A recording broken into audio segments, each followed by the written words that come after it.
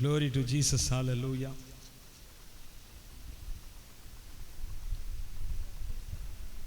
ஒன்பதாம் வசனத்திலிருந்து வாசிங்க.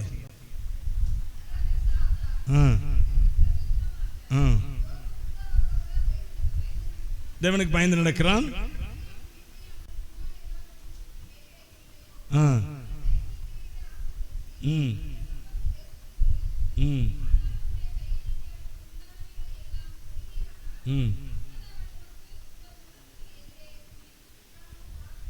பிசாசு பாருங்க, அவன் சொல்றான் யோபு பார்த்து, யோபுக்குரிய எல்லாவற்றிலும் நீ என்ன செய்திருக்கிறேன்? வேலி அடைத்திருக்கிறேன். யோபுவை கர்த்தர் தெரிந்து கொண்டார், உண்மைதான். ஆனால் யோபு எப்படி இருந்தான்னா, அவன் தேவனை வாஞ்சித்தான். தேவன் தன்னோடு கூட இருக்க, அதுக்கு தான் என்ன செய்தானா? 5ஆம் வசனம் வாசிங்க. முடிகிற போது என்று சொல்லி எழுந்து செலுத்துவான். பாத்தீங்களா? அவர்களுக்கு பிள்ளைகளுக்காக சர்வாங்க தகன பலி எதுக்கு தெரியுமா? பரிசுத்தப்படுத்திக் கொள்ளுகிறதுக்கு. பழைய ஏற்பாட்டின்படி என்னது சர்வாங்க தகன பலி எதுக்கு செய்வாங்க? தங்களை ஏதாவது அவன் சொல்றான் பாருங்க, அவர்கள் ஒருவேளை குமாரர் பாவம் செய்து தங்கள் இருதயத்திலே தேவனை தூஷித்திருப்பார்களோ அப்படின்னா, ஏதாவது அவர்கள் மேல பாவம் வந்து அதனால ஒரு கரை தெரிய உண்டாகி அதனால ஆசீர்வாதம் போயிடக்கூடாது, பிள்ளைகளுக்கு பாதுகாப்பின்மை உண்டாயிடக்கூடாது என்று யோசித்து அவன் அவர்களை சுத்தப்படுத்துகிறான். அது எதை காட்டுகிறது என்றால், தேவன் அவனை தெரிந்து கொண்டார், உண்மைதான். தேவன் அவனோடு கூட இருக்கிற, உண்மைதான். ஆனால் யோபு தேவன் தன்னோடு கூட இருக்க வேண்டும் என்று சொல்லி விரும்பினான். அந்த தேவ பிரசன்னத்தை விரும்பினான். அதாங்க வேதம் முழுக்க நீங்க வாட்சி பாத்தீங்கன்னா, தேவன் தன்னோடு கூட இருக்க வேண்டும் என்பதற்காக பக்தர்கள் எதையும் இழக்க தயாராயிருந்தார்கள். ஹல்லேலூயா. எதையும் இழக்க தயாரா இருந்தார்கள். ஆபிரகாம், கர்த்தர் ஒரு வார்த்தை சொன்னாரு, உன்னுடைய குமாரனை என்ன செய்யணும்? நீ வழி செலுத்த வேண்டும் என்று சொல்லி உடனே என்ன செய்தாம தன்னுடைய குமாரனை கூட்டிட்டு மலைக்கு போயிட்டான். இவ்வளவோ தூரத்தில் இருக்கிற மோரியா மலை, அங்க போய் பலி செலுத்தணும்னாரு. அங்க போய் பலி செலுத்த கூட்டு போயிட்டான். தன்னுடைய குமாரனை கூட்டு போய் அங்க பலி செலுத்துவதற்கு கத்தி எடுத்து வெட்ட வாங்கிட்டான். ஆனா கர்த்தர் தான் சொன்னாரு, பிள்ளையாண்டன் மேல் கை போடாதே அப்படின்னு. காப்பாற்றப்பட்டான். தன்னுடைய பிள்ளைய அவன் தியாகம் செய்துட்டான். நீங்க பின்னாடி எபிரேய நிருபத்துல எடுத்து வாட்சி பாத்தீங்கன்னா, அவன் ஈசாக்கை மரித்தோரிலிருந்து பாவனையாக திரும்ப பெற்றுக் கொண்டான் அப்படின்னு சொல்லப்பட்டிருக்கு. அப்படின்னா என்ன அர்த்தம்னா, கிட்டத்தட்ட ஆபிரகாமுடைய இருதயத்துல ஈசாக்கு என்ன ஆயிட்டான்? செத்து போயிட்டான். இனி அவ்வளவுதான், கர்த்தருக்காக பலி கொடுத்தாச்சு, முடிஞ்சது, கூட்டு போயிட்டான். அவன் தேவனோ அவனை பலி கொடுக்க விடவில்லை. அது அடுத்து. அப்ப தேவனுக்காக அவர் தன்னோடு கூட இருக்க வேண்டும் என்பதற்காக அவன் எதையும் செய்ய அவன் ஆயத்தமாயிருந்தான். எனவே எனக்கு அன்பான தேவனுடைய பிள்ளைகளே, இன்றைக்கு ரட்சிக்கப்பட்டிருக்கிற நாம், அபிஷேகம் பெற்றிருக்கிற நாம், தேவ பிரசன்னத்தை பெற்றிருக்கிற நாம், இந்த தேவ பிரசன்னத்தை அதிகமாய் உணர வேண்டும் என்றால் நாம் செய்ய வேண்டியது உணரணும். அதுதான் தேவ பிரசன்னம். தேவன் என்னோடு கூட இருக்கிறார் என்பது விசுவாசம். தேவன் என்னோடு கூட இருக்கிறார் என்பதை உணர்வதுதான் தேவ பிரசன்னம். சொல்லுங்க, தேவன் என்னோடு கூட இருக்கிறார் என்பது விசுவாசம். தேவன் என்னோடு கூட இருக்கிறதை நான் உணர்வது தேவ பிரசன்னம். திரும்ப சொல்லுங்க.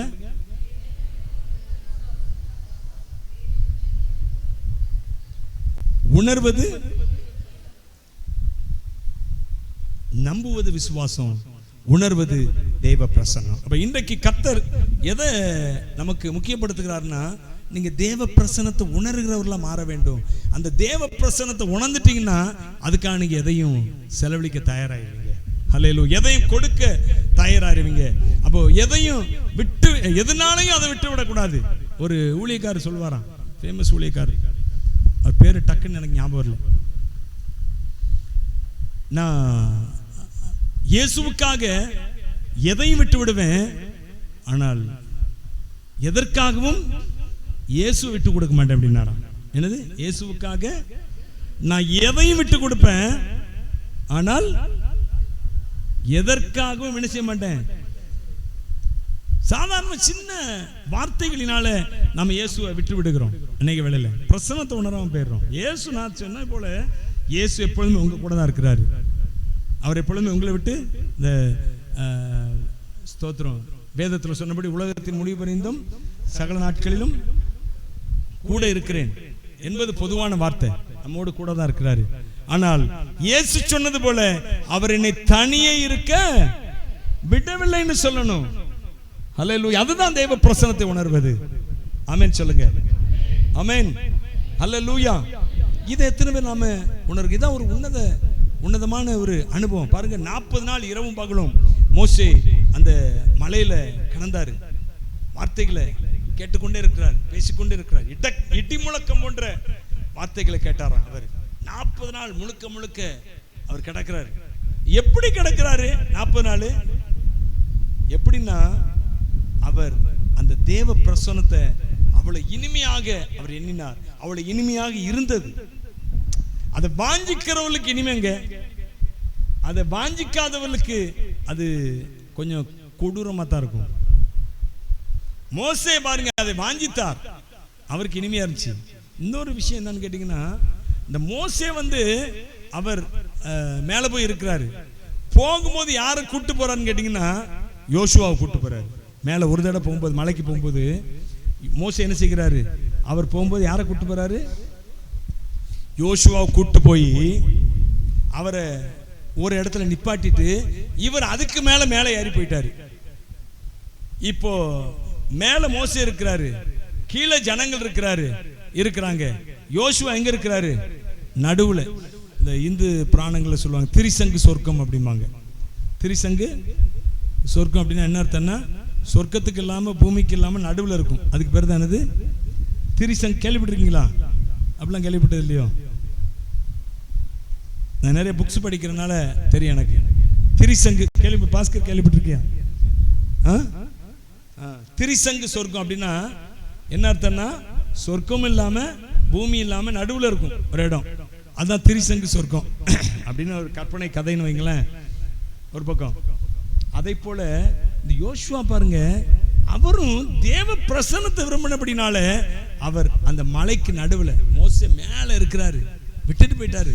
இருந்தாலும் இந்த 40 நாளும் அவரும் அப்படியே தேவ பிரசன்னத்தில் இருக்கிறார். ஏன்னா அவர் அதை விரும்புகிறவர். அதனாலதான் கர்த்தர் பாருங்க அவருக்கு வார்த்தையா கொடுங்க, நான் உன்னை விட்டு வழங்க மாட்டேன், உன்னை கைவிட மாட்டேன், நீ பலங்குண்டு திடமானதாயிரு, நீ போகிற இடமெல்லாம் தேவனாகி கர்த்தர் உன்னோடு இருக்கிறாரு, நீ போகும்போது உன்னை காப்பேன், நான் வரும்போது உன்னை காப்பேன். வார்த்தையா அள்ளி விடுறாரு யோசுவா கூட. ஏன்னா அவர் அவனோடு கூட அவ்வளவு பயங்கரமா, அவனோடு பயங்கரமான பராக்கிரமசாலியாய் கர்த்தர் அந்த யோசுவாவோடு கூட இருக்கிறார். ஏன்னா அவர் விரும்பினாருங்க. இன்றைக்கு நான் சொல்றேன், தேவ பிரசன்னத்தை அதிகமா விரும்புறீங்களோ அதுக்கு நேரம் ஒதுக்கணும். நேரம் ஒதுக்காம முடியாது. அந்த தேவ பிரசன்னம் என்னெல்லாம் செய்யும் தெரியுமா? நம்முடைய வாழ்க்கையில பூரணமான சந்தோஷம் கொண்டு வருங்க. அல்லேலூயா. நான் உங்களுக்கு ஒரு வசனம் சொல்லியிருக்கிறேன். எபிரேயர் நிருபத்தில் 1ஆம் அதிகாரம் 9ஆம் வசனத்தை வாசிங்க.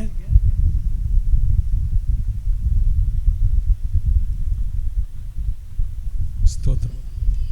நீ நீதியை விரும்பி அக்கிரமத்தை வெறுக்கிறீர், ஆதலால் தேவனே உம்முடைய தேவன் உமது தோழரை பார்க்கிலும் உண்மை ஆனந்த தைலத்தினாலே அபிஷேகம் பண்ணினார். அல்லேலூயா. இந்த ஆனந்த தைலம், தேவ பிரசன்னம் எந்த மனுஷனுக்குள்ள இருக்கிறோ அவன் எப்போதும் சந்தோஷமா இருப்பாங்க. அல்லேலூயா. நான் ஏற்கனவே சொல்லியிருக்கேன், இந்த சந்தோஷத்தினால தான் சில பேர் இப்போ லாஃபிங் ஸ்பிரிட்னு ஒன்று உண்டாக்கி அப்படி சிரிக்க வச்சுக்கிட்டே இருக்காங்க. வல்ல முகாமில் சொன்னேன்னு நினைக்கிறேன், அப்படிதானே? என்ன செய்கிறாங்க, ஒரு சில ஊழியக்காரங்க அந்த ஒரு சிலரை கூப்பிட்டு கேம்ப்னு கூப்பிட்டு அங்கே வச்சு என்ன செய்கிறாங்க, அவங்களை சிரிக்க வைக்கிறாங்க. ஏன்னா ஆவியானவர் வந்தால் சிரிக்க வைப்பாராம், அதனால சிரிக்க வைக்கிறாங்க. ஒரு சில சபைகளில் கூட, சென்னையில் கூட ஒரு சபையில் அப்படி போய் சிரிங்க சிரிங்க சிரிங்க அப்படிங்கிறாங்க. சிரிக்க தூண்டுவதில்லை. ஆவியான நோக்கில் வரும்போது என்ன வரும்னு கேட்டிங்கன்னா, அளவில்லாத சந்தோஷம். அல்லேலூயா. என்னது? ஆமாங்க. முதல்ல நான் அந்த வல்லமை, வரங்கள், அபிஷேகம் இதெல்லாம் விரும்புவதற்கு முக்கிய காரணம் என்ன தெரியுங்கன்னா, ஆவியான நோக்கில் வரும்போது எனக்கு முக்கியமா சந்தோஷம் வேணும். ஆவியான நோக்கில் வந்து எல்லாமே வந்துட்டு, ஏன்னா இயேசு கிறிஸ்து சொல்லிட்டாரு, ஆவியானவர். நீங்க இன்னொரு வசனம் வாசிங்களா, யோவான் சுவிசேஷத்துல 14ஆம் அதிகாரம் 16ஆம் வசனம். யோவான் 14:16 14:16.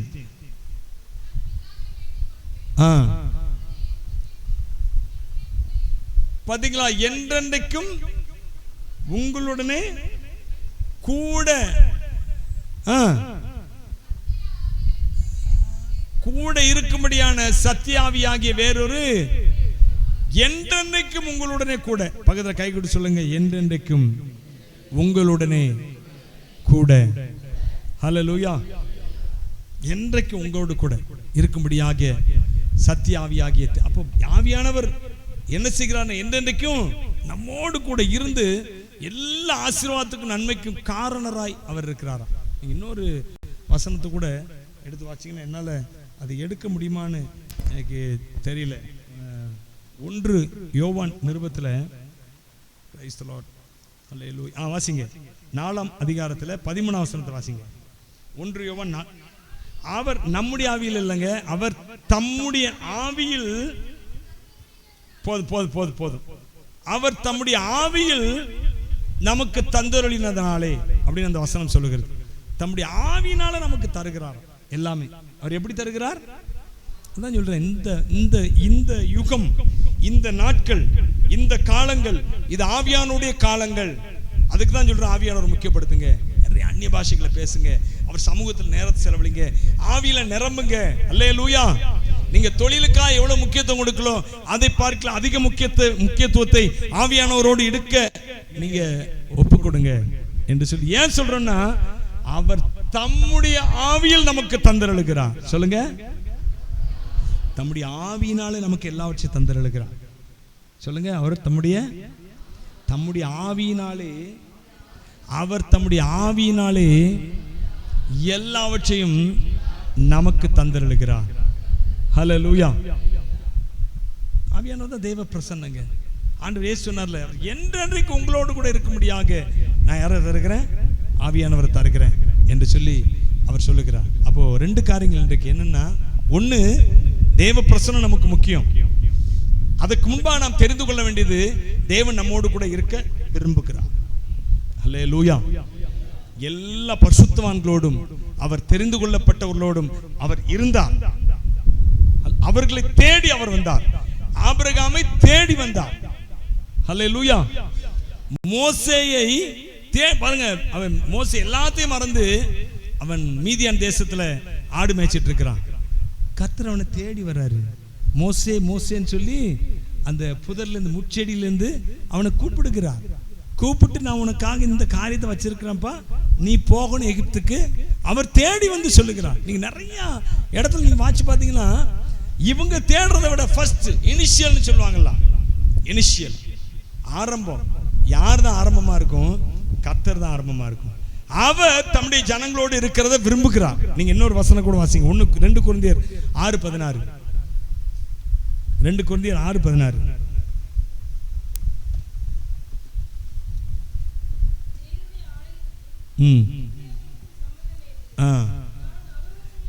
நான் அவர்களுக்கு உள்ளே வாசம் பண்ணி அவர்களுக்கு உள்ளே உலாவி. பாத்தீங்களா, அவருடைய விருப்பத்தை பாருங்க. 2 காரியம் நான் இன்றைக்கு வலியுறுத்தி சொல்லுகிறேன் உங்களுக்கு. என்னன்னா, ஒன்று, அவர் நம்மோடு கூட இருக்க விரும்புகிறார். இன்னொன்று, நீங்க அவரோடு கூட இருக்க விரும்புங்க, அந்த பிரசன்னத்தை விரும்புங்க. 2 தாங்க முக்கியம். நான் எதுக்கு இதெல்லாம் சொல்லிட்டு இருக்கிறேன்னு கேட்டீங்கன்னா, ஜனங்களோடு இருக்கிறத அவர் விரும்புகிறார் என்பதை நீங்க புரிந்து கொள்ளணும். ஒன்று, தம்முடைய பிள்ளைகளோடு, ஜனங்கள்னா எல்லாரும் ஜனங்கள் அல்ல, தம்முடைய பிள்ளைகளோடு இருக்க வேண்டும் என்பதை அவர் உங்க வீட்டில் இருக்கணும் விரும்புகிறார், உங்க சரீரத்துக்குள்ள இருக்கணும் விரும்புகிறார், உங்க பிள்ளைகள் மத்தியில் இருக்கணும் விரும்புகிறார். இதை முதல்ல புரிஞ்சுக்குங்க. அடுத்து, நீங்க ஆண்டவர்கிட்ட கேளுங்க, ஆண்டவரே உங்களுடைய பிரசன்னத்தை நாங்க பிரசன்னம் பிரசன்னம் தேவ பிரசன்னம். ஆஹா ஓ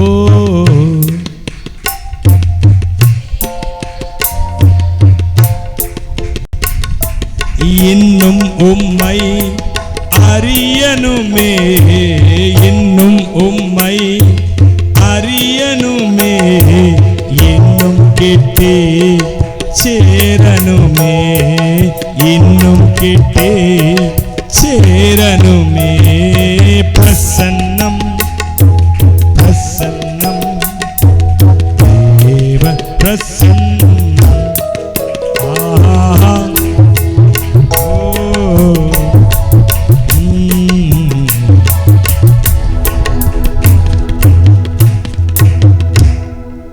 ராஜா உம் பிரசன்னம் போதுமையா, எப்போதும் எனக்கு போதுமையா. ராஜா உம் பிரசன்னம் போதுமையா. ஹல்லேலூயா. அவருடைய பிரசன்னத்தை நீங்க விரும்புங்க. அவர் உங்களோடு கூட இருக்கதான் விரும்புகிறாரு. நீங்களும் அவரை விரும்பிட்டீங்கன்னா போதுங்க. ஹல்லேலூயா. அவர் சொல்றாரு பாருங்க, நான் அவர்களுக்குள்ளே உலாவி அவர்கள் நடுவில் வாசம் பண்ணி. எவ்வளவு அருமையா சொல்றாரு பாருங்க. அது மாதிரி தான் அவரு மேக ஸ்தம்பத்தினால் அக்னி ஸ்தம்பத்தினால் தங்களுடைய ஜனங்களோடு வந்துகிட்டே இருக்கிறாரு. இங்க எகிப்துக்கு போனாரு, ஜனங்கள் போனாங்க, எகிப்திலே அவர்களோடு கூட இருந்தாரு. எகிப்திலும் ஜனங்கள் கிளம்பி வராங்க, மேக ஸ்தம்பமா அக்னி ஸ்தம்பமா அவர்களோடு கூடவே அப்படியே வருகிறாரு. வந்து திரும்ப எங்க வந்துட்டாரு? கானான் தேசத்துக்கு, அவருடைய சொந்த தேசத்துக்கு. அப்போது அவர்களோடு கூட இருந்தார். இப்ப அன்றைக்கு ஒரு குறிப்பிட்ட ஜனம், இன்றைக்கு ஒரு குறிப்பிட்ட ஜனம் தான். குறிப்பிட்ட ஜனம் என்பது ஒரு இனம் அல்ல, ஒரு குழு அல்ல, ஒரு ஜாதி அல்ல, ஒரு தேசம் அல்ல. இப்பொழுது ஒரு குறிப்பிட்ட ஜனம் என்பது அவருடைய இரத்தத்தை தெளிக்கப்பட்ட ஒவ்வொருவரும். கை தட்டி அவரை ஸ்தோத்திரம் பண்ணுவோம். ஹல்லேலூயா. இப்படி தம்முடைய ஜனங்களோடு இருப்பதை அவர் விரும்புகிறார். நீங்க அவர் விரும்பினீங்கன்னா அவருடைய பிரசன்னத்தை நீங்க உணரலாம். அவருடைய பிரசன்ன சந்தோஷத்தை உண்டாக்கும். அவருடைய பிரசன்னம் உங்களுக்கு முன்னா போகும் என்றால் உங்களுக்கு முன்னா இருக்கிற தடைகள் எல்லாம் உடைத்து போடும். ஹல்லேலூயா. பைபிள் சங்கீதக்காரர் சொல்லுகிறார், கர்த்தருடைய பிரசன்னத்தினால் பர்வதங்களும் மெழுகு போல், மலை கல்லு. ஆனா பிரசன்னம் இறங்குச்சுன்னா என்ன நடக்குமா? உருகிரும். மெழுகு எப்படி அக்கினிக்கு முன்பாக உருகுமோ அதை போல உருகி போகுமா. ஹல்லேலூயா. அவருடைய பிரசன்னம் எனக்குள்ள இருக்குன்னு விரும்புங்க. அவருடைய பிரசன்னம் என் குடும்பத்தில் இருக்குன்னு விரும்புங்க. அவருடைய பிரசன்னம் என் பிள்ளைகளுக்குள்ள இருக்குன்னு விரும்புங்க. ஹல்லேலூயா. தடைகளை உடைக்கும், ஆசீர்வாதங்கள் உண்டாக்கும். தேவ பிரசன்னம் உண்டாக்கும். என்ன செய்யும்? எல்லாத்தையும் உதறி போடுங்க. இன்னும் நிறைய பேருக்கு அந்த அதிகாலை ஜெபத்தை கண்டினியூ பண்ண முடியல. நான் ஏற்கனவே சொல்லியிருக்கிறேன், இந்த அதிகாலை ஜெபத்தில் கர்த்தரை தேடணும்னா அதுக்கு ஒரு சில தியாகம் பண்ணணும். சீக்கிரம் அந்த ஆசையை, தூக்க ஆசையை முதல்ல என்ன செய்யணும்? விடணும். ஒண்ணு. அடுத்து முன்னுக்கூட்டியே நிறைய ஏற்பாடுகளை பண்ணணுங்க. உலகத்தோடு நிறைய பழகிறது, மற்றபடி உலகம் பிரகாரமான காரியங்களே மனதை செலுத்துவதை கொஞ்சம் கம்மி பண்ணணும். பேச்சை கம்மி பண்ணணும். ஃபாதர் பாடுவது தெரியுமா? தூங்காம ஜெபிக்கும் வரம் தாங்கப்பா, விழித்திருந்து ஜெபிக்கும் வரம் தாங்கப்பா, தூங்காம ஜெபிக்கும் வரம் தாங்கப்பா, விழித்திருந்து ஜெபிக்கும் வரம் தாங்கப்பா. நான் தூங்கினா எதிரி களை விதைப்பா, ஜெபம் மறந்தா எதிரி ஜெயம் எடுப்பா. நான் தூங்கினா எதிரி களை விதைப்பா, எதிரி ஜெயம் எடுப்பா. தூங்காம ஜெபிக்கும் வரம் தாங்கப்பா, விழித்திருந்து ஜெபிக்கும் வரம் தாங்கப்பா, தூங்காம ஜெபிக்கும் வரம் தாங்கப்பா. உடலை ஒடுக்கணும், உணவை குறைக்கணும், உடலை ஒடுக்கணும், உணவை குறைக்கணும், பேச்சை நிறுத்தணும், பலத்தில் வளரணும், பேச்சை நிறுத்தணும், பலத்தில் வளரணும். நான் தூங்கினா எதிரி களை விதைப்பா, ஜெபம் மறந்தால் எதிரி ஜெயம் எடுப்பா. நான் தூங்கினா எதிரி களை விதைப்பா, ஜெபிக்க மறந்தால் எதிரி ஜெயம் எடுப்பா.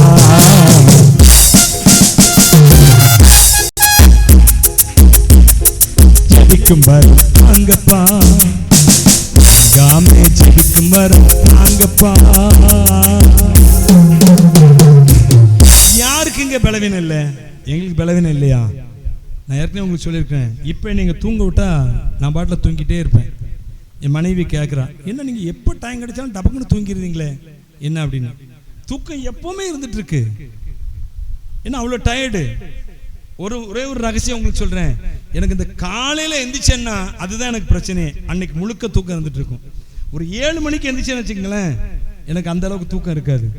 காலையில் 4 மணி 4:30 மணிக்கு எந்திரிச்சா நாள் முழுக்க தூக்கம், நாள் முழுக்க டயர்டு, அப்படிதான் இருக்கும். ஏன் சரீரத்தில் சொல்கிறேன். ஆனால் கர்த்தருக்காக அதை நான் பார்க்கறது இல்லை.